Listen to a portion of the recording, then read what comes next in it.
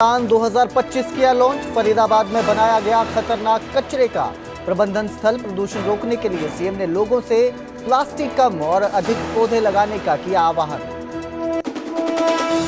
अब हरियाणा में भी एसआईआर की तैयारी। 2000 के बाद मतदाता बने लोगों को देने होंगे सबूत। फर्जी वोटरों के कटेंगे नाम। मुख्य निर्वाचन अधिकारी ए श्रीनिवास ने सभी जिला निर्वाचन अधिकारियों को दिए निर्देश।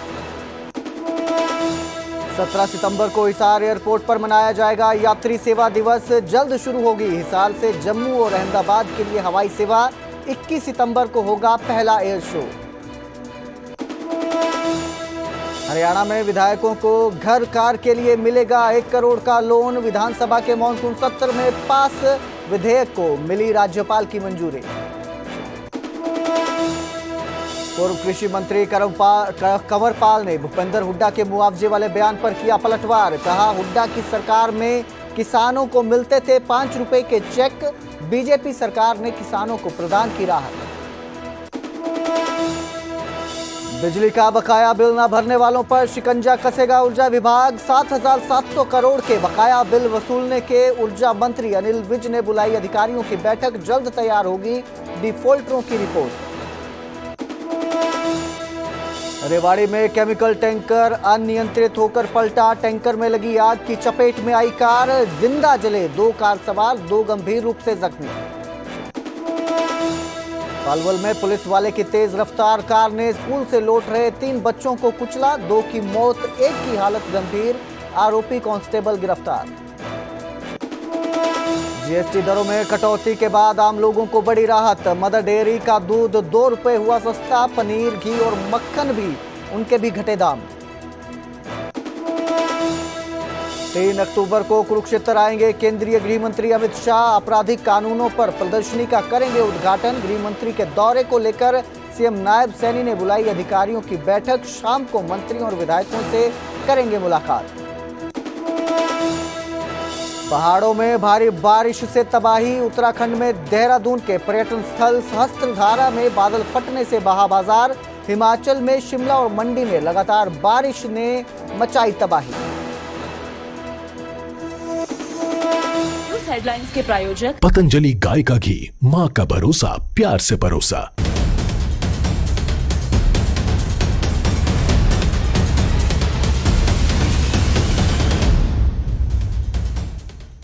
नमस्कार, स्वागत है न्यूज 18 पंजाब हरियाणा में। मैं आपके साथ कुलदीप भारद्वाज।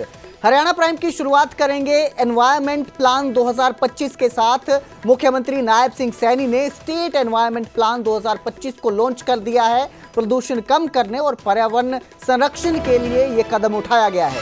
फरीदाबाद में खतरनाक कचरे के प्रबंधन के लिए स्थल बनाया गया है। प्रदेश में 105 नई इलेक्ट्रिक बसें भी चलाई जाएंगी। खुद सीएम सैनी ने इसका ऐलान किया है। किसानों को पराली जलाने से रोकने के लिए भी प्रेरित किया गया है। सीएम सैनी ने कहा कि सीएनजी और पीएनजी जैसे स्वच्छ ईंधन का उपयोग बढ़ाया जा रहा है ताकि प्रदूषण जिस तरह से फैल रहा है उसे कंट्रोल किया जा सके। इसके साथ ही सीएम ने जनता से अपील की है कि वो प्लास्टिक का इस्तेमाल कम से कम करें और अधिक से अधिक पौधे लगाकर पर्यावरण को बचाने में मदद करें।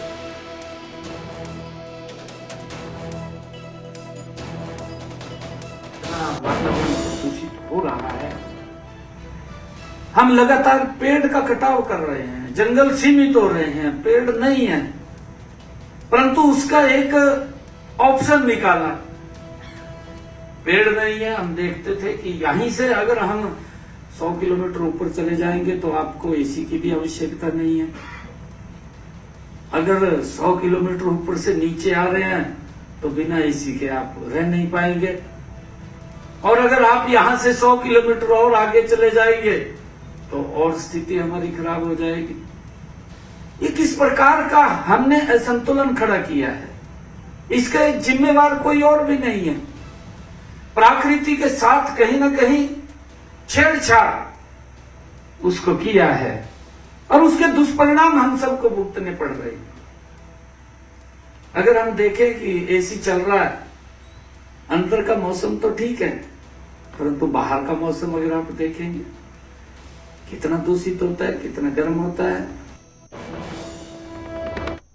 तो तो वहीं हिसार एयरपोर्ट पर 21 सितंबर को पहला एयर शो किया जाएगा, लेकिन उससे पहले 17 सितंबर को यात्री सेवा दिवस मनाया जाएगा हिसार एयरपोर्ट में। हिसार से जम्मू और अहमदाबाद के लिए भी जल्द ही हवाई सेवा शुरू की जाएगी। हवाई सेवा से यात्रियों को बड़ा लाभ मिलेगा। हिसार एयरपोर्ट डायरेक्टर ने ये पूरी जानकारी दी है और बताया कि हिसार से अहमदाबाद और जम्मू के लिए भी जल्द ही हवाई सेवा शुरू की जाएगी। इसके साथ ही 17 सितंबर यानी कल जो है यात्री सेवा दिवस मनाया जाएगा और पहली बार 21 सितंबर को हिसार एयरपोर्ट पर पहला एयर शो भी किया जाएगा।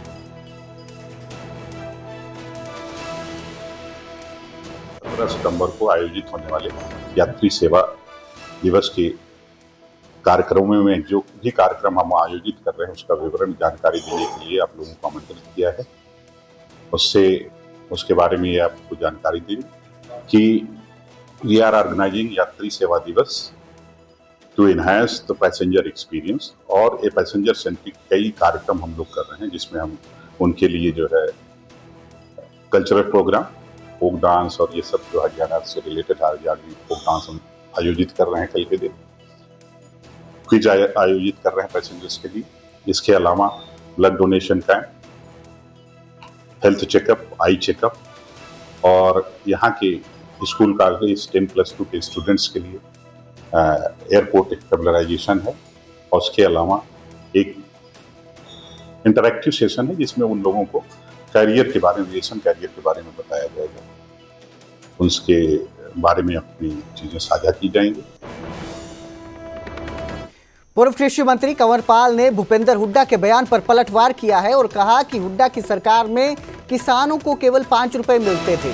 ये पलटवार कंवरपाल ने जो किया है ये हुड्डा के मुआवजे वाले बयान पर किया है, जिसमें उन्होंने किसानों को 60,000 रुपए प्रति एकड़ मुआवजा मिलने की बात की थी, जिसको लेकर अब ये बयान सामने आया है। कंवरपाल गुर्जर ने पलटवार करते हुए कहा कि उनकी सरकार में किसानों को केवल 5 रुपए मिलते थे, लेकिन हमारी सरकार में 11 सालों से किसानों को राहत मिली है। यमुनानगर में 24 घंटे में हुई 2 फायरिंग की घटनाओं को लेकर भी उन्होंने कहा और इसके साथ ही जो अनिल विज ने एक पोस्ट डाली थी, समानांतर भाजपा वाली एक पोस्ट डाली गई थी, उसको लेकर भी उनका बयान सामने आया और उन्होंने कहा कि भाजपा केवल एक है, किसी भी तरह की समांतर भाजपा नहीं चल रही है।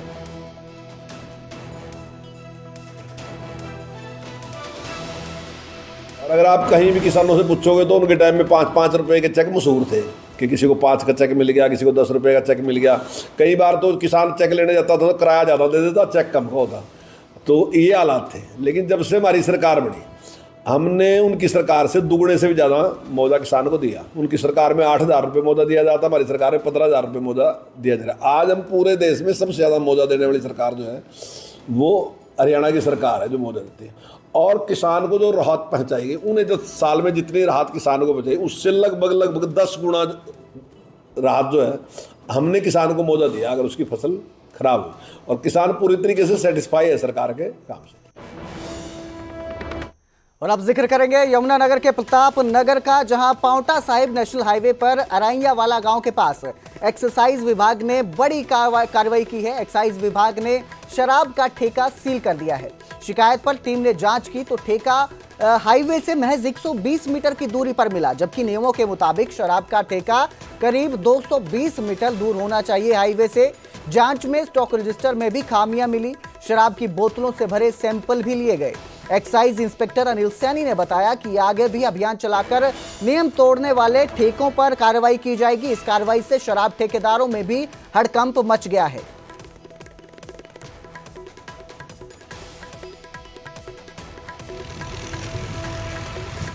यहाँ से नेशनल हाईवे गुजरता है दिल्ली पोंटा का, तो हमने वहाँ पे आके इसको मौके पर देखा और इसकी दूरी नापी तो ये कुल 120 मीटर की दूरी पे चल रहा था, जबकि as per the excise policy वो 220 मीटर होना चाहिए। तो मौके पर ठेके को देख के इसका ब्रीच बना दिया गया है इस चीज़ का कि ये हाईवे से इतने पे चल रहा है। उसके बाद हमने साथ ठेके को पूरा जांचा भी। यहाँ पे स्टॉक में रजिस्टर में थोड़ी दिक्कत पाई गई, इंस्पेक्शन बुक भी नहीं थी, इसका भी ब्रीच बना लिया गया है। साथ में हमने सारी दारू जो भी हमें शक लगा जिस भी ब्रांड के ऊपर, जो भी चीप ब्रांड्स होते हैं उनके सैंपल्स भी लिए हैं ताकि कोई भी ऐसी वो ना हो, उनके सैंपल ऊपर टेस्टिंग के लिए भेज दिए जाएंगे। अभी के लिए हमने इस ठेके को सील कर दिया है और इसको सही जगह पे इसको स्थानांतरित करवाया जाएगा। डिजिटल अरेस्ट के नाम पर ठगी करने वाला एक आरोपी दबोचा है जो कंबोडिया में बैठे अकाउंट के इशारे पर देहरादून से ठगी करता था। आरोपी फोर्ट से रिटायर्ड शिकायतकर्ता से 79 लाख रुपए हड़प चुका है। बैंक कर्मचारी बनकर आरोपी ने क्रेडिट कार्ड का बकाया बताकर झांसा दिया। शिकायतकर्ता से आधार कार्ड पर मनी लॉन्ड्रिंग का बहाना बनाया गया। पुलिस ने आरोपी से 6 फोन, लैपटॉप और 278 सिम जब्त किए हैं। आरोपी साइबर ठगी के लिए कंबोडिया से ट्रेनिंग लेकर आया था, जो अब पुलिस के हत्थे चढ़ गया है।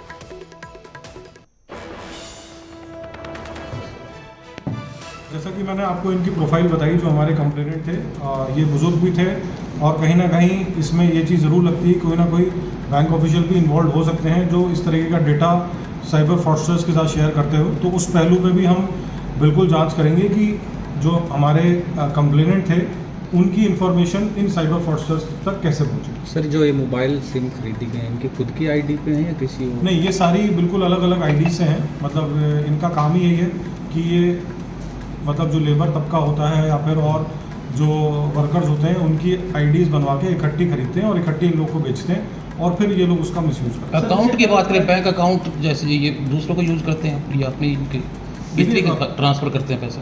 देखिए, जो बैंक अकाउंट्स होते हैं वो भी जिस तरीके सिम कार्ड फर्जी होते हैं उसी प्रकार से बैंक अकाउंट भी मोस्टली म्यूल अकाउंट्स ही होते हैं।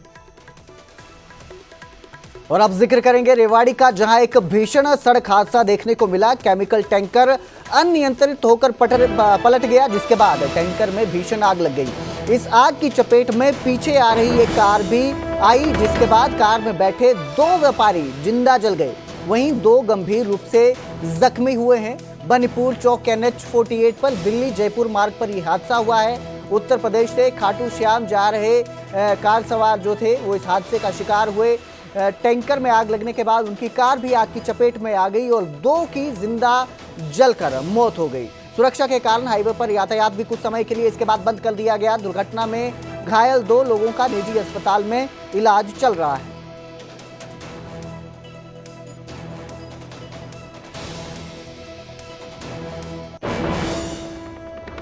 तो उधर हरियाणा के पलवल में तेज रफ्तार का कहर देखने को मिला, जहां एक पुलिसकर्मी ने गाड़ी से 3 मासूमों को कुचल दिया, जिसमें 2 सगे भाइयों की मौके पर ही मौत हो गई। एक की हालत गंभीर बताई जा रही है। जानकारी के मुताबिक हादसे के वक्त पुलिसकर्मी नशे में धुत था और ये बच्चे जो थे ये स्कूल से वापस घर लौट रहे थे। इसी दौरान पुलिसकर्मी ने गाड़ी से तीनों को कुचल दिया। 5वीं में दोनों भाई अयान और एहसान पढ़ते थे, जिनकी इस हादसे में मौत हो गई है। पलवल के हथीन खंड के गांव उटावड़ का यह पूरा मामला है, जहां तेज रफ्तार ने 3 मासूमों को कुचला और 2 की जिसमें मौत हो गई।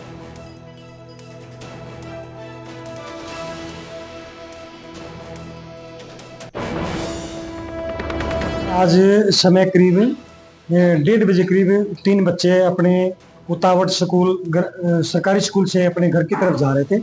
तब एक क्रेटा कार जिस पे टेम्परेरी नंबर था उस पे बाद में पता चला है नरेंद्र जो हेड कांस्टेबल है जिसकी पोस्टिंग मेवाड़ डिस्ट्रिक्ट में, उसने तेज गाड़ी चलाकर लापरवाही से इन बच्चों को टक्कर मारी है, जिससे 2 बच्चों की डेथ हो गई है। उनका पोस्टमार्टम नल्लड़ हॉस्पिटल में करवा दिया है और तीसरा बच्चा ज़्यादा चोट होने की वजह से उसको रेफर किया गया है रोहतक PGI का।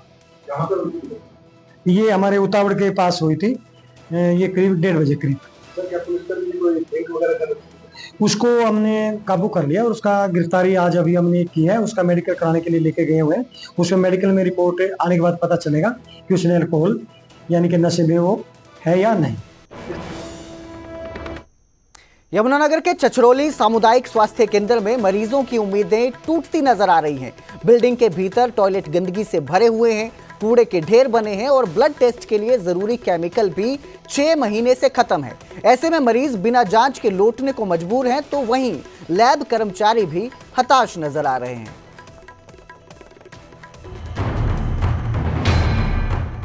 यमुनानगर जिले का छछरौली सामुदायिक स्वास्थ्य केंद्र, चमचमाती बिल्डिंग, लेकिन सच्चाई इतनी डरावनी कि कोई भी चौंक जाए। अस्पताल जो बीमारियों से लड़ने का गढ़ होना चाहिए, खुद बीमारियों को न्योता दे रहा है। टॉयलेट की दीवारें भले चमक रही हो, लेकिन गंदगी और बदबू से हाल बेहाल है। अस्पताल परिसर के बाहर भी हालात किसी कचरा घर से कम नहीं। सिर्फ सफाई ही नहीं, अस्पताल की लैब भी खुद बीमार है।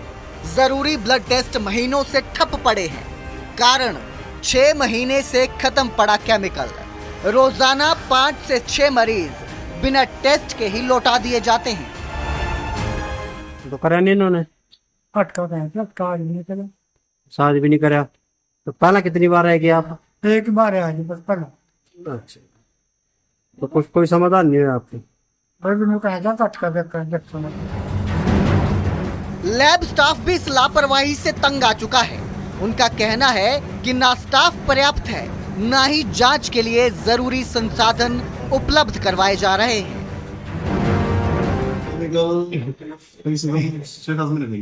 6-7 महीने से तो डिमांड नहीं भेजी इसकी, तो केमिकल आया ही नहीं इसके बाद। तो इंचार्ज अधिकारी क्या कहते हैं? डिमांड उन्हें भी डिमांड भेज रही है। तो जो मरीज यहाँ मतलब जिनको जरूरत होती है तो वो कहाँ जाते हैं? जगाधरी के लिए बोल देते हैं, जगाधरी होते हैं। ये 6 महीने से आए क्यों नहीं है यहाँ पे? किसकी कमी क्या लगती है आपको? अब हम तो डिमांड दे सकते हैं, डिमांड नहीं लगती है तो मरीज तो परेशान होते होंगे यहाँ पे। कितने मरीज डेली आ जाते हैं जो वापस जाते हैं बिना टेस्ट के? दिल्ली सीबीसी 5 से पेशेंट सीबीसी हो जाते हैं। छछरौली सामुदायिक स्वास्थ्य केंद्र की ये तस्वीरें सवाल उठाती हैं कि आखिर कब तक मरीज यूं ही गंदगी और अधूरी सुविधाओं के बीच अपना इलाज करवाने को मजबूर रहेंगे, क्योंकि जब तक प्रशासन की आंखें नहीं खुलती तब तक ये अस्पताल इलाज कम और परेशानी ज्यादा देगा। यमुनानगर से परवेज खान की रिपोर्ट, न्यूज़ 18 पंजाब हरियाणा। पहलवान सुशील कुमार की मुश्किलें बढ़ती नजर आ रही हैं। प्रोडक्शन वारंट पर लाने की तैयारी में झज्जर पुलिस दिखाई दे रही है। पुलिस ने हथियार सहित एक शख्स को गिरफ्तार किया है, जिसके बाद आरोपी ने बताया कि सुशील ने उसे पिस्टल उपलब्ध करवाई थी। पूछताछ में सामने आएगा कि हथियार का पूरा सच क्या है, जिसके लिए अब सुशील कुमार को झज्जर पुलिस प्रोडक्शन वारंट पर लाने की तैयारी में है। आरोपी विशाल उर्फ चोटीवाला ने छत्रसाल स्टेडियम से कुश्ती सीखी थी, जो पकड़ा गया है। आरोपी जिसके पास से हथियार बरामद हुए हैं और उसने बताया कि जो पिस्टल है उसे सुशील कुमार ने उपलब्ध करवाई थी। और अब पुलिस जो है सुशील कुमार को, पहलवान जो है, उन्हें प्रोडक्शन वारंट पर लाने की तैयारी में है।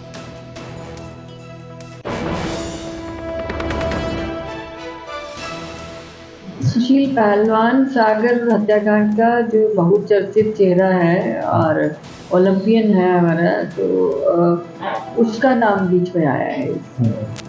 हाँ, प्रोडक्शन वारंट इसीलिए होता है पूछताछ के लिए कि क्या कहानी है, उसको जोड़ेंगे कड़ियाँ। सुशील पहलवान। अंबाला में स्वास्थ्य विभाग ने एक फर्जी डॉक्टर पकड़ा है। डॉक्टर के पास न तो कोई मान्यता थी, ना ही मेडिकल डिग्री थी, लेकिन इसके बावजूद वो दशमेश क्लिनिक के नाम से एक अवैध क्लिनिक चला रहा था, जिसकी जानकारी जब स्वास्थ्य विभाग को मिली तो स्वास्थ्य विभाग मौके पर पहुंचा और आरोपी डॉक्टर को काबू किया, जो लोगों का इलाज कर रहा था। झोला छाप डॉक्टर मनजीत सिंह को गिरफ्तार किया गया है। इसके साथ ही विभाग की टीम को जांच में मौके से एमपीपी किट भी बरामद हुई है। स्वास्थ्य विभाग ने फर्जी डॉक्टर को पुलिस के हवाले कर दिया है और फिलहाल पूरे मामले की जांच पड़ताल में जुटी हुई है कि ये डॉक्टर कब से ये फर्जी क्लिनिक चला रहा था और अब तक कितने मरीजों की जिंदगी के साथ खिलवाड़ कर चुका है। उन्हें जो है उनका इलाज कर रहा था बिना डिग्री, बिना किसी मान्यता प्राप्त मेडिकल डिग्री के ये जो है क्लिनिक चला रहा था। आप चेक करा दो कौन से नंबरिंग से चेक करो, क्रॉस चेक कर लो। तो इन्फॉर्मेशन जैसे हमें मिली, हमने उस पर एक्शन लिया, एक टीम बनाई और इसके बारे में सीएमओ सर को इन्फॉर्म किया। तो उन्होंने एक टीम गठित की और हमें आदेश दिए कि उस जाके हम इस मामले की जांच करें। तो जब हम वहाँ पे पहुँचे तो वहाँ पे एक दशमेश क्लिनिक था। वहाँ से मिस्टर मंजीत जी मिले, उन्होंने किट दी इन्फॉर्मर को और हमने वहाँ से जो हमने पैसे उनको दिए, इन्फॉर्मर ने जो पैसे थे वो 2000 रुपये में कुछ किट तय की थी। दोपहर में जो इन्फॉर्मर था वो गया तो 1000 रुपये दे आया था और बाद में फिर उसने 1000 रुपये शाम को देने के लिए बोले थे, तो वो किट देगा। तो जैसे ही वो किट उसने इन्फॉर्मर को दी तो हमने फिर उससे जब हम वहाँ पे गए तुरंत हम पहुँचे, उन्हें इन्फॉर्म किया तो वहाँ पे हमें जो पैसे दिए गए थे हमारे द्वारा जो कि कोडिट थे वो पैसे बरामद हुए, जिसमें से 2 500 के 3 100 के नोट जो हैं जो लिस्टेड थे वो सब मिले। उसके बाद हमने उनको इन्फॉर्म किया और फिर हम यहाँ पर